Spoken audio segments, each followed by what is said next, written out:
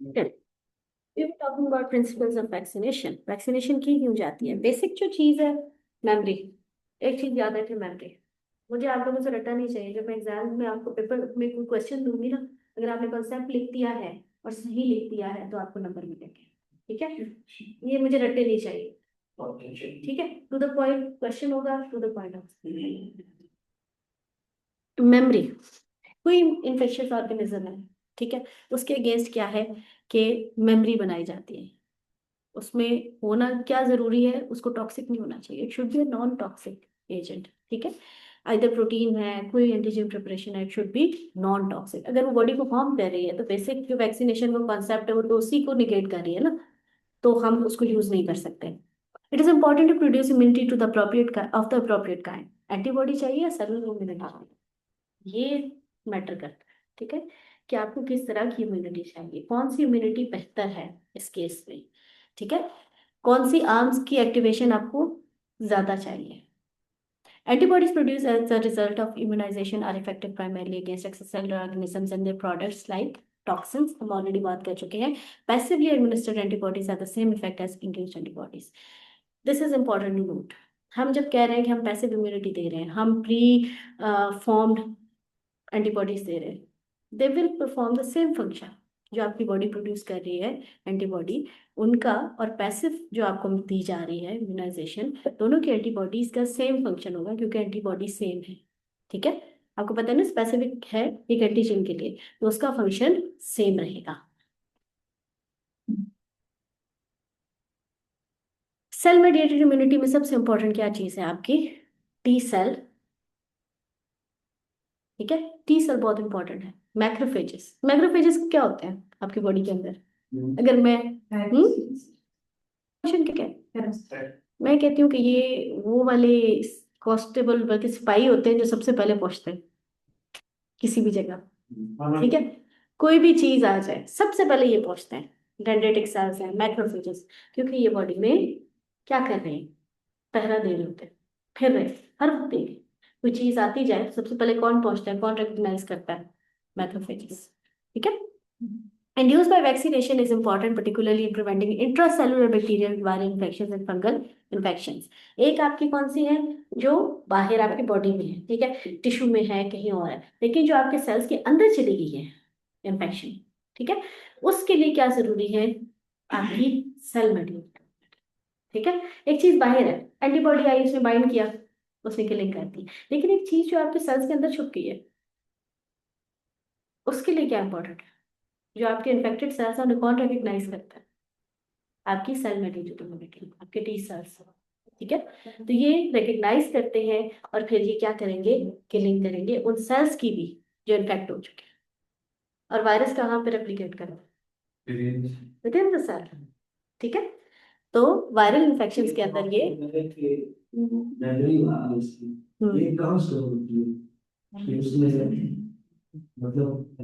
कौन सी antibody produce करेंगे? प्लाज्मा बी सेल्स बनते हैं ना। हम इस पे दोनों जो आपकी ह्यूमोरल और सेल मेडिएटेड इम्यूनिटी है ना, जो आर्म्स है, हम इनको इन डिटेल भी पढ़ेंगे, लेकिन मेमोरी बी सेल्स बनते हैं।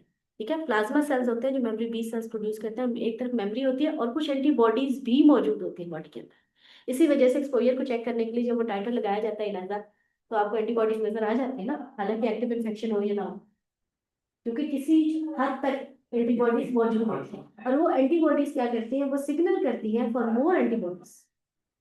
ठीक है, जब बाइंडिंग होती है मोर एंटीबॉडीज की प्रोडक्शन होती है, और दूसरी तरफ वो क्या करती है कि टी सेल मेडिएटेड इम्यूनिटी होती है, दोनों आर्म्स को एक ही टाइम पे एक्टिवेट कर। ठीक है, स्पेसिफिक है ना, एंटीजन आता जाएगा तो एंटीबॉडी अगर वहां पे मौजूद है तो वो बाइंड करेगी। The ultimate goal of any immunization program is the eradication of the disease. हम नहीं चाहते कि हम उसे कंट्रोल करें, हम उसे कंप्लीटली खत्म करना चाहते हैं। ठीक है, this requires that the infection is limited only to humans with no animal or environmental reservoir and the absence of any subclinical or carrier state in humans। क्यों इंपॉर्टेंट है? अब हम सारे एनिमल्स को वैक्सीनेट नहीं कर सकते। ठीक है, as long as it is a zoonotic infection और एनिमल्स के अंदर मौजूद है, we will always be at risk। ठीक है ना, तो क्या होना जरूरी है? ह्यूमंस के अंदर। ठीक है, limited only to humans with no animal और एनवायरमेंटल, क्योंकि इन जगहों से इरेडिकेट करना बहुत मुश्किल। इन्फेक्शन या ऑर्गेनिज्म को वहां से रेडिकेट करना मुश्किल क्या, आप इम्पॉसिबल कह सकते। ठीक है। अच्छा, एब्सेंस ऑफ एनी सब क्लिनिकल और कैरियर स्टेट, सब क्लिनिकल और कैरियर स्टेट का वर्ड कभी सुने?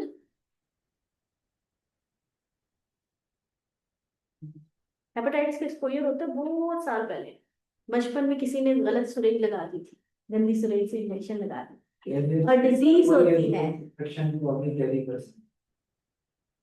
उसके अपने अंदर सिम्टम्स नहीं है, सब क्लिनिकल, ठीक है, सब क्लिनिकल, उसके अपने अंदर सिम्टम्स नहीं है, अभी नहीं है, लेकिन क्या होगा with the passage of time, अगर वो सिर्फ कैरियर स्टेट में है तो वो इम्यून है, लेकिन वो अगले को इन्फेक्ट कर रहा है। सब क्लिनिकल में क्या है, सिम्टम्स नहीं आ रहा, वो मौजूद है, उसके ब्लड स्ट्रीम के अंदर मौजूद है, लेकिन उसको कोई खतरा नहीं उससे, वो अगले को इन्फेक्ट कर सकता है। ठीक है, जैसे हेपेटाइटिस बी के जो वैक्सीनेटेड डॉर्मेंट, हाँ डॉर्मेंट स्टेट में है कि सिम्टम्स नहीं है, डिजीज नहीं है, लेकिन कैरियर स्टेट तो उठाया।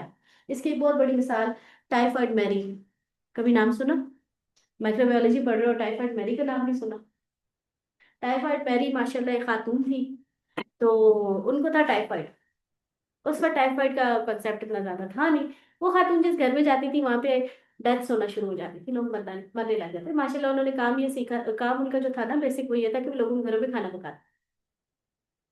ठीक है, तो वो क्या करती थी, अंग्रेज थी वो, नाम बदल बदल के पता नहीं कितने घरों में उसने जॉब की, और कितनी ही फैमिलियां जो है ना उसको सुला दी पकी, तो उसको टाइफाइड मैरी कहते हैं। फिर इवेंचुअली उसको ट्रेस डाउन किया गया और पता चला कि वो कैरियर स्टेट में थी, उसको खुद कोई सिम्टम नहीं थे, लेकिन उसके हाथों की हाइजीन ना होने की वजह से वो जिस फैमिली में जाती थी वहां पे टाइफाइड के केसेस होते थे और डेथ। ठीक है, उस वक्त तो सिप्रोफ्लॉक्सासिन नहीं होती थी ना टाइफाइड के लिए। अच्छा, let's move on. Achieving elimination requires a high level of herd immunity to prevent person to person spread. Herd immunity हमने पहले भी बात की है, अभी इसकी मैं आपको डायग्राम में दिखाती हूँ किस तरीके से हर्ड इम्यूनिटी होती है। हर्ड इम्यूनिटी क्या है, अगर आप पहले केस को देखें तो क्या हो रहा है, कोई वैक्सीनेशन नहीं हुई, ठीक है, एक से दूसरे को, एक से तीन लोगों को लग जाएगी। ठीक है, तो अगर देखें तो ये ब्लू कौन है, जो कि अभी नॉर्मल हेल्दी पीपल है, और रेड क्या है, इन्फेक्टेड। इनमें से किसी में भी इम्यूनिटी मौजूद नहीं है, वैक्सीनेशन नहीं है, तो क्या होगा, एक हाई स्प्रेड ऑफ डिजीज देखा जा सकता है। सेकेंड केस में आप देखें तो ग्रीन जो है ना ये क्या है, वैक्सीनेटेड है। ठीक हो गया, अब ये वैक्सीनेटेड की वजह से क्या हो रहा है, अगर एक रेड के चारों तरफ ग्रीन है तो उससे ट्रांसफर नहीं हो सकेगी disease। ठीक है, ब्लू होगा तो ट्रांसफर होगी, यानी एक हेल्दी पर्सन विदाउट इम्यूनाइजेशन होगा तभी ट्रांसफर होगी डिजीज की। ठीक है, अब थर्ड में क्या हो रहा है कि आपके पास पॉपुलेशन के अंदर एक सब्सटेंशियल नंबर मौजूद है ऑफ पीपल जो कि इम्यूनाइज्ड है, ठीक है, वैक्सीनेटेड है, तो अब डिजीज क्या होगी, कंटेन हो जाएगी, फैल ही नहीं सकती।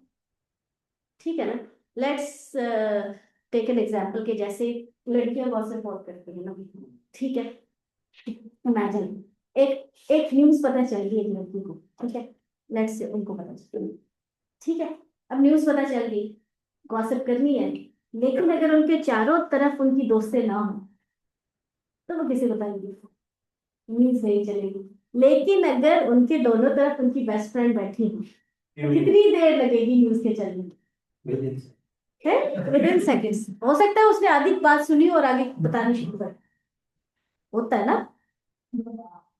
तो ये ऐसे ही है कि इम्यूनाइजेशन में क्या हो रहा है कि दोस्त नहीं है, ठीक है, जब दोस्त नहीं है तो क्या होगा, वो नहीं लेते डिजीज, इम्यून है वो नहीं लेते, वो नहीं लेंगे तो आगे देंगे नहीं। तो हर्ड इम्यूनिटी ये थी। कोविड के अंदर आपने बहुत नाम सुना होगा हर्ड इम्यूनिटी। हर्ड इम्यूनिटी में होता क्या था, इन हमारी तरफ जो कुछ कंट्रीज थे ना, जो कि हम कह सकते हैं कुछ क्या कहना चाहिए, इलिटरेट लोग या जो साइंस को नहीं समझते, वो हर्ड इम्यूनिटी का वर्ड इस तरह यूज करते थे कि हर्ड इम्यूनिटी ये होनी चाहिए कि एक दफा डिजीज को आने तो बहुत सारे लोगों को जब खुद ही हो जाएगी तो क्या होगा, इम्यूनिटी आ जाएगी। लेकिन ये इंसान को तो आप रिस्क में नहीं ना डाल सकते, क्या, हर इंसानी जान बहुत ज्यादा कीमती है, तो वो हर्ड इम्यूनिटी इस तरफ लेके जा रहे हैं। हालांकि break the chain was the better option. ठीक है, अच्छा, This requires considerable infrastructure support to ensure that all at-risk population are targeted for immunization.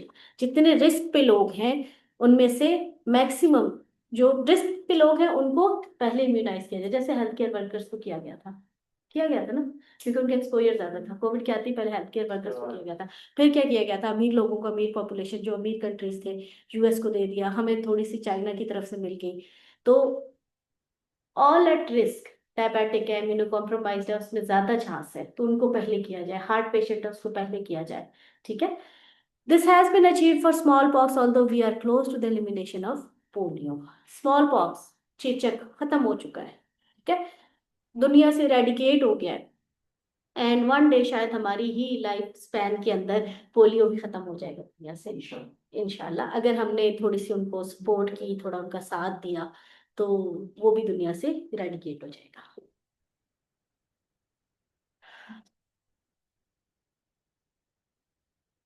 Passive immunisation हम पहले ही बात कर चुके हैं। Passive immunization is the administration of pre formed antibodies either IV और आईएम, ठीक है। आईवी भी दे सकते हैं, आईएम भी दे सकते हैं। It is used to provide rapid protection in certain infection such as diphtheria है, टेटनस है, और in the event of accidental exposure to certain pathogen such as hepatitis B. अब नॉर्मली ना हेल्थ केयर डिवाइस हो गया है आपके साथ वाला। ये आंखें बंद कर दी। He really wants to take it in, ना? Yeah. Okay. It is used to provide rapid protection in certain infections, diphtheria है, tetanus है। tetanus को क्या कहते हैं उर्दू में? मेरे माइक्रोबायोलॉजिस्ट भाई बहन को क्या कहते हैं? अच्छा, तो चलो ये नहीं कहते? नहीं कहते? और कली ना पसंद। ये चीजें भी आती हैं। स्मॉल चीजें को सुनाओ। ये स्मॉल बॉक्स को चीजें बोलते हैं, ये नहीं है। डिप्थेरिया क्या होता है? टेटनस होता है क्या? एटलीस्ट तो वो रोड एक्सीडेंटल की वजह से आपको पुराने जमाने के थोड़े पेपर चेक करते हुए बड़ी प्रॉब्लम आती है जब आप लोगों के पेपर में यूज हो रहा ये नजर नहीं आता ना, तो उसके लिए पता है क्या करना पड़ता है, कुछ साथ लिखना पड़ता है। आपकी शादी समझ नहीं आती ना पेपर में। ऑस्ट्रेलियन कैप नहीं हाँ, क्या उससे क्या डिजीज क्या है? डिजीज बताओ, क्या सिम्टम बताओ।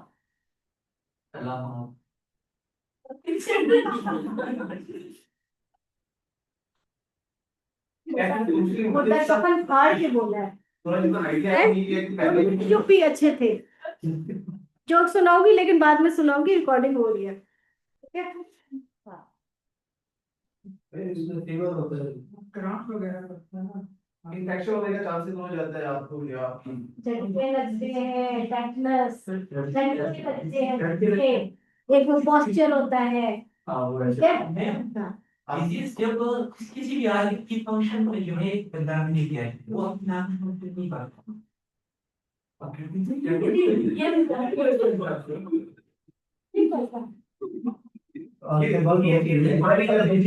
लिखा है कि ये सोया क्या था?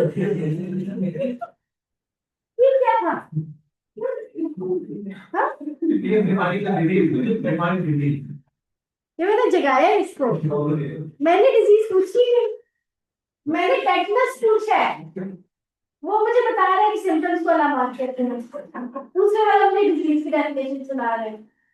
भाई वापस आ जाओ दुनिया में। टीटी का इंजेक्शन लगता है ना, ठीक है, होता क्यों है, क्यों लगाते हैं? रोड साइड भी क्यों गिरे तो लगाते हैं।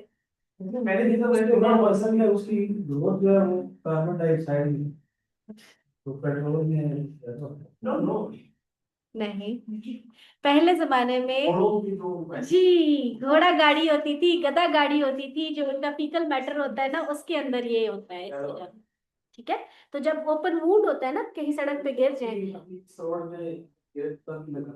तो लगाएंगे ना, क्योंकि जानवर तो कहीं भी हो सकते हैं, ठीक है। रिस्क फैक्टर तो कम करना है ना आपको। जब भी ओपन वुंड हो जाता है ना, अब कोई ब्रूज भी लग जाती है तो आपको टीटी लगता है, ठीक है।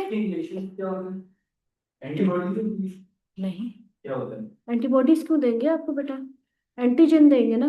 मेरे एक बच्चे ने हाँ अगर एक बंदा रोड पे गिरा है तो उधर से भी एंटीजन लग गया, ऊपर से हमें और एंटीजन लगा। हाँ, फिर उस एंटीजन के आने में टाइम लगेगा। आप जो एंटीजन दे रहे हो उसकी फॉर्म देगी और रिस्पॉन्स आएगा, वो जल्दी एंटीबॉडी रिस्पॉन्स आएगा, आपकी सेल मेडिएटेड इम्यूनिटी फौरन से एक्टिवेट हो जाएगी। ठीक है, तो वो अपना लाइफ साइकिल कंप्लीट करेगा फिर। यूजली झटके क्यों लगता है? क्योंकि नर्व्स पे अटैक करता है। ठीक है, जब नर्व्स पे अटैक होता है ना तो उसको बचाने के लिए होता है, और नर्व्स पे पहुंचते पहुंचते भी टाइम इतना जल्दी नहीं हो, इतने जल्दी नहीं हो। अच्छा, it is also use to provide protection in immunocompromised individuals. जो मैं बात करी थी ना, एक एक्टिव इम्यूनिटी है, एक पैसिव इम्यूनिटी है, उसमें भी नेचुरल आपको एक्टिव जो मिलेगी और वैक्सीनेशन आपको मिलती है। पैसिव में क्या है? मिटरनल, मदर टू बेबी, और आर्टिफिशियल में क्या करते हैं आप? आईवी आईएम देते हैं। ठीक हो गया? अब बहुत सारी डिजीजेस आती हैं, अब बताओ क्या क्या होता है।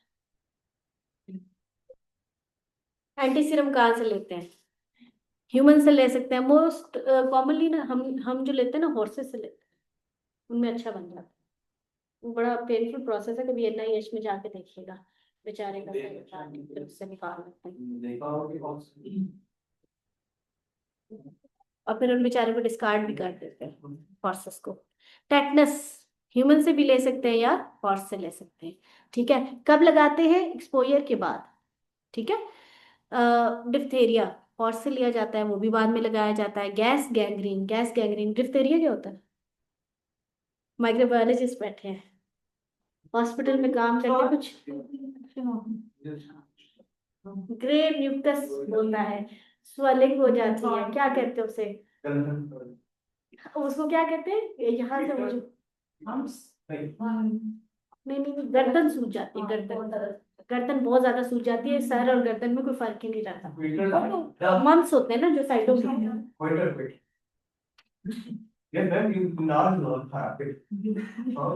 वो थायराइड के साथ होता है बेटा, उसका कोई ताल्लुक नहीं होता। इसका टॉन्सिल से होता है, गले की स्वेलिंग होती है, थ्रोट की इन्फ्लेमेशन होती है, इतनी ज्यादा स्वेलिंग होती है कि वो पूरा एक आपको गर्दन और उसमें सर में फर्क नहीं रहता। ठीक है,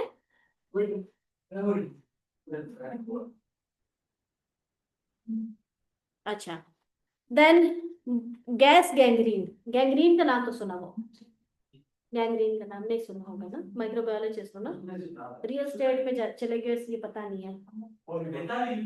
कभी वो देखा है बंदा शुगर वाला, उसके पाँव पे क्या हो जाता है? गैंग्रीन हो जाता है। ठीक है, हाँ, टिश्यू नेक्रोसिस हो जाता है। ठीक है, अच्छा, वेरिसिला zoster,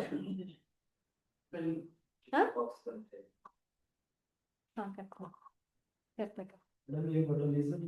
is a type of herpes simplex virus. हाँ, क्या हुआ? अच्छा, अब इन्होंने मेरा ख्याल है गूगल खोल लिया। अच्छा, बॉचुलिज्म, सॉरी सॉरी सॉरी, बॉचुलिज्म। खाना, कहते हैं ना कैन फूड, फूड ना खाओ, पका हुआ खाओ, पुराना गोश्त ना खाओ। ये फूड कंटेमिनेशन की वजह से होता है। कैन फूड जो होता है ना, उसके अंदर जब ये आना शुरू हो जाती है कंटेमिनेशन, वो जो होता है ना, उसे क्या कहते हैं, मटेरियल, जो मेटल है, उसकी वजह से उसमें ये ग्रो करना शुरू हो जाता है। ठीक है, और ये करता किस चीज को अटैक है? नर्व्स। इसमें भी क्या होता है? पैरालिसिस हो जाता है। ठीक है, पैरालिसिस हो जाता है, रेस्पिरेटरी जो कहते हैं रेस्पिरेशन का प्रोसेस रुक जाता है। ठीक, तो वो सारे जो सिम्टम्स है ना, वो इसमें आ जाते हैं। अच्छा, रेबीज, रेबीज का तो आप लोगों को पता है। Hepatitis B, hepatitis A, measles, snake bite, उसके लिए भी एंटी सीरम्स यूज होते हैं। ठीक है, then some auto immune diseases, pooled human IG दी जाती है। ऑटो इम्यून डिजीजेस में क्या होता है? अपने सेल्फ एंटीजन। ठीक है, अपने सेल्स के अगेंस्ट शुरू होता है। अच्छा, active immunization. Active immunization is the administration of vaccines containing microbial products with or without adjuvants in order to obtain long-term immunological protection against the offending microbes. क्या किया जाता है एक्टिव में? हम देते हैं, एडमिनिस्टर करते हैं वैक्सीन विद और विदाउट एडजुवेंट्स। एडजुवेंट्स क्या होते हैं आगे हम देखेंगे भी, एडजुवेंट्स क्या होता है। अभी यही रख लेंगे एक पार्ट ऑफ वैक्सीन। ठीक है, at present the normal route of vaccination is most in most instances is either IM or subcutaneous। ठीक है, क्या करते हैं, बच्चा लेके जाओ उसको, फौरन बेचारे को इधर इधर टीके लगाना शुरू कर देते हैं, करते हैं ना, IM निशान भी बेचारे का, वो सिर्फ BCG का रहता है, बाकी नहीं रहता। BCG का निशान क्यों रहता है? ताकि लाइफ लॉन्ग आपको पता हो कि है इम्यूनाइजेशन, उसका आपके पास नाम भी हो ना, वो सर्टिफिकेट, तो आपके बाजू पे नजर आ रहा होगा कभी भी। ठीक है। Oral immunization is the method of choice for polio and salmonella typhi vaccine. लेकिन अब हम मूव कर रहे हैं कि हम IMID के बजाय ऑरल क्यों ना दें। पहले मसला क्या था? डिग्रेडेशन। ठीक है, डिग्रेड, ऑरली लेंगे तो डिग्रेड हो जाएगा। लाइट आई गई, ऑन करो यार।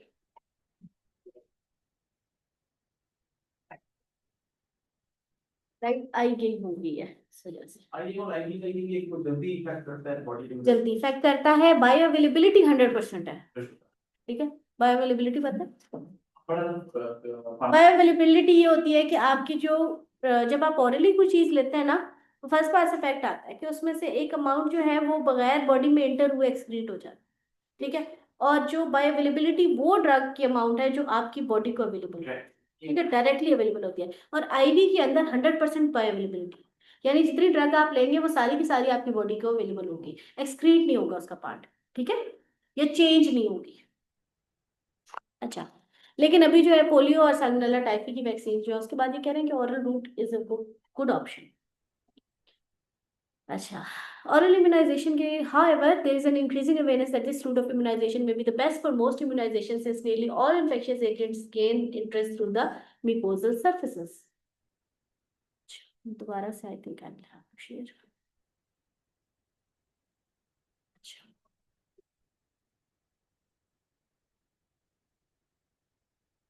ये डिफरेंट रूट्स हैं। थर्मल केमिकल एब्लेशन, अल्ट्रासाउंड आजकल सुना है, बगैर टीके वाला, बगैर सुई वाला टीका। हाँ, नहीं सुना? नहीं, आप दोबारा रिपीट करें। बगैर सुई वाला टीका। ये जो मेरे बहादुर नौजवान है इनके लिए बनाया गया ताकि इन्हें दर्द ना हो। तो बर्फ की वजह से दर्द नहीं होता, मैंने भी सुना था, लेकिन वो रूट होती है यार, ऐसा कुछ नहीं होता। ये है जेट इंजेक्शंस है इनके अंदर, और जो अल्ट्रासाउंड है। हाँ? ऐसा कुछ नहीं, मैं बाद में इस पे कमेंट करूंगी। ये साइंटिफिकली प्रूव हो चुका है कि इनको ना मेरे थ्रेशोल्ड तो आज 11 टाइम ये वैसे हाँ, ये साइंटिफिक, ये इनका पेन थ्रेशोल्ड बहुत ऊपर है। वो पापा की बढ़िया हाँ, ये पॉइंट था क्या? का पापा की बढ़िया करती है, ये बढ़िया थोड़ी सही है, सही है। अच्छा, वो तो तुम लोगों ने भी उसके अगेंस्ट एक बनाया हुआ है ना, हम भी अब्बे के जिन है। अच्छा, होता ये है कि इसके अंदर ना अल्ट्रासाउंड लाइक बहुत प्रेशर से आता है। ठीक है, और नीडल की जरूरत नहीं होती, और वो स्किन को पाता है आराम से। ठीक है, उसमें दर्द नहीं होता, इतने प्रेशर से आता है कि स्किन को पेनिट्रेट कर देता है।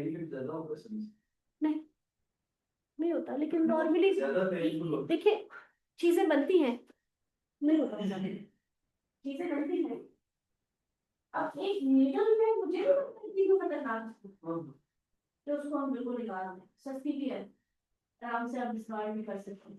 तो फायदा ये है कि इसको डिस्कार्ड नहीं करना, इसमें ये रहता है। लेकिन हम जिस उससे ताल्लुक रखते हैं ना, अभी भी यहाँ पे बहुत सारी जगहों पे हमने बहुत सारे तरीके निकाल लिए हैं स्टोरेज को दोबारा यूज करने के, जैसे कि लॉक हो जाती ना एंड पे जाके, तो एंड तक लेके ही ना जाओ।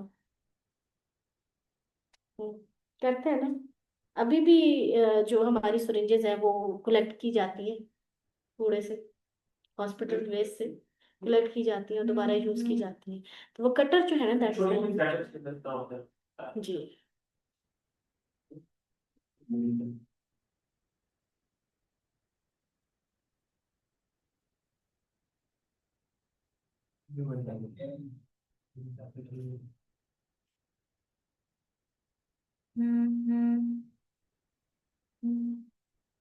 ओके, अच्छा, माइक्रो नीडल्स हैं, IM दिए जाते हैं। ठीक है, सबक्यूटेनियस दिए जाते हैं, ऑरल दिए जाते हैं, नेजल स्प्रेस होते हैं, वैक्सीन के नेजल स्प्रेस भी हैं आजकल। एंटीजन प्रिपरेशंस, एंटीजन कैसे प्रिपेयर किया जाता है? Protection against pathogenic microorganism require the generation of effective immune mechanism. Antigen दिखाया जाता है, इसके अगेंस्ट अपनी प्रोटेक्शन बना। ठीक है। तो एंटीजन प्रिपेयर कैसे किया जाए? 10 vaccine must be capable of targeting the immune system appropriately. Cellular चाहिए, ह्यूमरल मैकेनिज्म चाहिए, किसको एक्टिवेट करना है और किसको कितना एक्टिवेट करना है, ठीक है। Most vaccines consist of either attenuated organisms, killed organisms, inactivated toxins, or subcellular fragments, and more recently genes for antigens in viral vectors and DNA itself. पहले हमारे पास क्या थे? जिंदा, अटेन्यूएटेड, ठीक है। फिर डेड हमारे पास आ गए। फिर हमने क्या, इसके सरफेस के पार्ट यूज कर लेते हैं। अब हम उससे भी दो हाथ आगे चलेंगे, हम रिकॉम्बिनेंट भी यूज करते हैं और हम सिर्फ डीएनए भी यूज करते हैं। डीएनए क्या करता है? डीएनए जाके प्रोटीन प्रोड्यूस करता है, ठीक है। प्रोटीन बनाएगा बॉडी के अंदर जाके और उसके अगेंस्ट इम्यूनिटी आ जाएगी, ठीक है। अच्छा, antigen preparation use vaccine, normal heterologous organisms. इसमें हम क्या करते हैं? हेट्रोलोगस क्या है? डिफरेंट पार्ट्स, ठीक है। डिफरेंट हम क्या करते हैं कि हम बहुत सारी वैक्सीन को मिला के देते हैं, ठीक है। तो कॉपॉक्सी वैक्सीन, कॉपॉक्सी अगेंस्ट हमारे पास ऐसी वैक्सीन है। लाइव एटेन्यूएटेड हमारे पास measles, mumps, rubella, polio, polio seven है।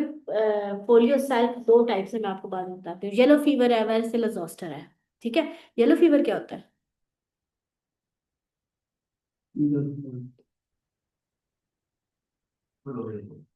पीला बुखार।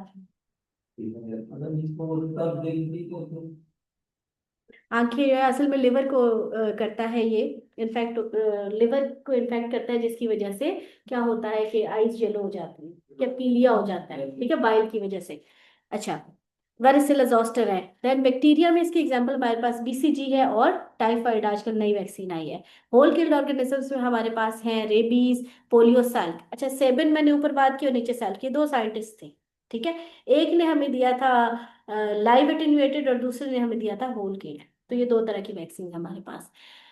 अच्छा, पोली हो गया, पोलियो, साल्क हो गया, इन्फ्लुएंजा हो गया। इन बैक्टीरिया परचूसेस है, टाइफाइड है, कॉलरा है, ठीक है। परचूसेस क्या है? वूपिंग कफ, जो खांसी होती है, काली खांसी नहीं कहते थे जिसे। टाइफाइड हो गया। कॉलरा क्या है? ऐसा डायरिया होता है, बहुत बच्चों में होता है नॉर्मली।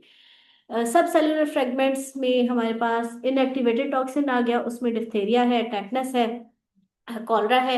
ये भी न्यूअर वैक्सीन हमारे पास आई है। कैप्सूलर पॉलीसेकेराइड, आपको पता है ना, बैक्टीरिया कई होते हैं जिनके कैप्सूल्स होते हैं, जैसे क्लेब्सियला नेमोनी के पास कैप्सूल है, स्ट्रेप्टोकोकस नेमोनी के पास कैप्सूल है, ठीक है। तो वो कैप्सूल्स जिनके यूज हो रहे हैं, उनकी पॉलीसेकेराइड जो यूज हो रही है वो हो रही है मेनिंजोकोकस में है, न्यूमोकोकस में, हीमोफिलस में हो रही है, और टाइफाइड की नई वैक्सीन में। फाइनली सरफेस एंटीजन यूज हो रहे हैं, that is hepatitis B. Adjuvants, हमने बात की थी एडजुवेंट्स कि मैं आगे बात करूंगी इसके बारे में। एडजुवेंट्स क्या होते हैं? Non living vaccine, specially those consisting of small molecules, require the inclusion of agents to enhance their effectiveness. लाश उठाई, इंजेक्ट कर दी। फार्मास्यूटिकल प्रोडक्ट्स ऐसे ही बनते हैं। It should have a vehicle, it should have a vector, it should have something जो उसके effect को enhance कर देगा, ठीक है, क्योंकि हमें मैक्सिमम इफेक्ट चाहिए। तो एडजुवेंट वो चीज है जिसके ऐड करने से हमें मैक्सिमम फार्माकोलॉजिकल इफेक्ट मिलेगा, ठीक है। तो इसमें क्या है? These adjuvants include microbial, synthetic and endogenous preparations having adjuvant activity, but at present only aluminium और calcium salts are generally used in humans। सब हम यूज नहीं कर रहे, अभी हम सिर्फ किसे यूज कर रहे हैं? ह्यूमंस में कैल्शियम एंड एल्यूमिनियम सॉल्ट्स को, ठीक है। क्यों बेहतर कर रहे हैं? एब्जॉर्बेंस बेहतर कर देती है, बायोअवेलेबिलिटी बेहतर कर देती है, ठीक है, और जो फार्माकोलॉजिकल इसका रिस्पॉन्स है उसको बेहतर कर देती है। Adjuvant should enable antigen to be slowly released, एकदम से रिलीज ना हो, आहिस्ता रिलीज हो, ठीक है। Preserve antigen integrity, chemical reaction ना कर जाए, उसके साथ बाइंड ना हो जाए, इसकी शक्ल ना बदल जाए, ठीक है। तो उसको क्या होना चाहिए कि इसकी इंटेग्रिटी को इंटैक्ट रखना है। अगर एंटीजन पूरा नहीं जाएगा तो रिस्पॉन्स नहीं आएगा, ठीक है। Target antigen presenting cells, antigen presenting cells, APCs, नाम सुना कभी? उनको पूरी तरह से टारगेट करें ताकि वहां पे पहुंचाए, ठीक है। जैसे उन तक पहुंचेगा तो क्या होगा? इम्यून सिस्टम एक्टिवेट हो जाएगा and induce cytotoxic lymphocytes, clear करने के लिए, ठीक है। ट्यूमर वैक्सीन, दो स्लाइड्स रह गई, you can relax. Tumor vaccine की बात करते हैं। Vaccination strategies against cancer are currently being investigated. Vaccines containing tumor antigens such as those associated with prostate cancer, prostate-specific antigens, as well as those associated with the breast, colon, and ovarian cancer such as HER2 and new offer hope for the future. हमने बात की कि किसी भी challenge के against हम जब बात कर रहे हैं ट्यूमर की, तो ट्यूमर तो हमारी बॉडी की सेल्स नहीं होते, तो फिर उनके अगेंस्ट क्यों वैक्सीन बनेगी, कैसे बनेगी? अब जाओ। हाँ, नॉर्मल डोज का फिर सेल्स तो अपने ही है ना। वैक्सीन की स्ट्रेन की ये जो कि बॉडी ऑलरेडी आपके ट्यूमर सेल्स होते हैं, ट्यूमर मार्कर्स, ठीक है, मार्कर होते हैं जो कि आम सेल से डिफरेंट होते हैं। उन मार्कर्स को टारगेट करके उनके अगेंस्ट वैक्सीन बनाई जा रही है कि ताकि स्टार्टिंग में ही जब ये unregulated proliferation of cells start होगी तो वहीं पे इसको क्लियर आउट है, ठीक है। तो विच इज वेरी गुड कि होने से पहले ही जो हमारी रिस्क पॉपुलेशन है उनको दे दिया जाए, ठीक है। कैंसर बहुत पेनफुल चीज है, chemotherapy is very painful. Obstacles to development of vaccine, HIV vaccine हमारे एक टाइम था कि हम कहते थे बहुत मुश्किल है, बहुत मुश्किल है बनाना। क्यों मुश्किल है? क्योंकि इम्यूनिटी बिल्कुल भी पेशेंट में जितने HIV होता है उसकी इम्यूनिटी बिल्कुल जीरो होती है। मैडम इस समय ये अपना स्ट्रक्चर तो वो तो बनाने की, वो तो होने की बात की बात कर रहे हैं ना। उनका पॉइंट बिल्कुल ठीक है। जीनोमिक डाइवर्सिटी, इतना चेंज है कि हम कितनी स्ट्रेन्स के गेस बनाए, ठीक है, लेकिन है अभी भी बन रही है। ऐसा नहीं है कि नहीं बन रही, अभी भी बन रही है। अभी रिसेंटली इन्होंने हनी को किया था, ब्रेस्ट कैंसर में यूज किया है, और उसका इफेक्ट सारी फार्माकोलॉजिकल जो हमारे पास प्रोडक्ट्स हैं उनसे बेहतर आया है। हनी नेचुरल चीज है, तो which is really good. Progression of infection despite vigorous immune response, transmission of HIV in vivo by cell fusion as well as by cell free virus. अब ये दोनों काम करता है, सेल के अंदर भी और बाहर भी, ठीक है। तो ये मसला हमने बात की, इंट्रासेलुलर इंटरसेलुलर, ये दोनों काम कर रहा है। तो इसलिए हमारे लिए ये भी मसला है कि हमें किस तरह का इम्यून रिस्पॉन्स चाहिए, किस तरह के इम्यून रिस्पॉन्स को एक्टिवेट करना चाहिए। इसको इसको क्लियर करने के लिए एंटीबॉडीज का भी एक बहुत अच्छा नंबर चाहिए, और दूसरी तरफ तरफ हमें T सेल्स भी चाहिए, ठीक है। Lack of good animal model, HIV जो ह्यूमन मॉडल है उसके करीब का मॉडल हमें नहीं मिल रहा है एनिमल्स के। माइस जो है वो बहुत करीब होते हैं कई डिजीजेस में, लेकिन HIV में हमें वो नहीं मिल रहा रिस्पॉन्स, ठीक है। इस वजह से अभी तक हमें एक इफेक्टिव एनिमल मॉडल नहीं मिला। अगर वो जमाना होता बायो इम्यूनाइजेशन का तो हम क्या करते, बंदा लेके करते होते। लेकिन HIV अभी डेडली नहीं रही, फेटल नहीं रही। आपको पता है अभी रिसेंटली HIV को क्योर किया गया मेडिसिन से, स्टेम सेल से। हाँ, मेडिकेशन भी, और प्रोसेस को भी इतना ज्यादा लेकिन ट्यूबरकुलोसिस पाकिस्तान का बहुत बड़ा थ्रेट है, आपको पता है। लेकिन मेरे पास इसका साइनॉप्सिस लेके कभी मत आना, सारे उठ के आ जाते हो प्रेवलेंस, जाएंगे एक दिन वहां से विजिट करेंगे, डाटा उठाएंगे और बस हमारा थीसिस हो जाएगा, मैं नहीं एक्सेप्ट करूंगी। Potential enhancement of HIV replication by neutralizing antibody, क्या देखते हो उसके अंदर, लेके आते हो साइनॉप्सिस और कहते हो लड़कियों को ज्यादा होता है लड़कों को कम होता है। हर कोई यही डाटा उठा के ला रहा होता है, बस इतने MDR हैं। तुम कुछ नया करके दिखाओ यार, चाहे डाटा ही हो, लेकिन किसी ऐसी डिजीज का हो ना जो कि इम्पोर्टेंट है। जैसे सिफिलिस इस वक्त बहुत कॉमन हुई है पाकिस्तान में, इस्लामाबाद में बहुत हाई नंबर है सिफिलिस का, बहुत ज्यादा है। पूरे पाकिस्तान में ज्यादा है, लेकिन इस्लामाबाद इज समथिंग जहाँ पे टेस्ट करवाया जाता है। तो सिफिलिस बहुत ऊपर गया हुआ है, हर्पीस सिम्प्लेक्स पर आया हुआ है, HPV बहुत आया हुआ है। तो ये वो चीजें हैं जो पास्ट में जा चुकी थी और वापस आ रही। मीजल्स म्यूटेट होके आ रहा है, लिशमीनियासिस इतना ज्यादा है कि इन्फ्लुएंजा का मसला ये है कि वो हर दफा चेंज हो जाता है, उस पर काम करने के लिए बड़ी मेहनत करनी पड़ती है। जो लिशमीनियासिस है वो खत्म होके फिर आ गया, KP भरा पड़ा है केसेस से, कश्मीर में बहुत ज्यादा है। हाँ, उस साइड से आया है, लेकिन बहुत ज्यादा हुआ है इस बार, कश्मीर तक पहुंच चुका है, हमारे कश्मीर में बहुत ज्यादा केसेस, बहुत ज्यादा है। तो थोड़ा सा ना अपने आप को अपडेट रखा करो माइक्रोबायोलॉजी से, कि क्या चल रहा है पाकिस्तान में, क्या चल रहा है दुनिया में, क्या चल रहा है। अच्छा, लेट्स जस्ट स्टॉप हियर। अच्छा।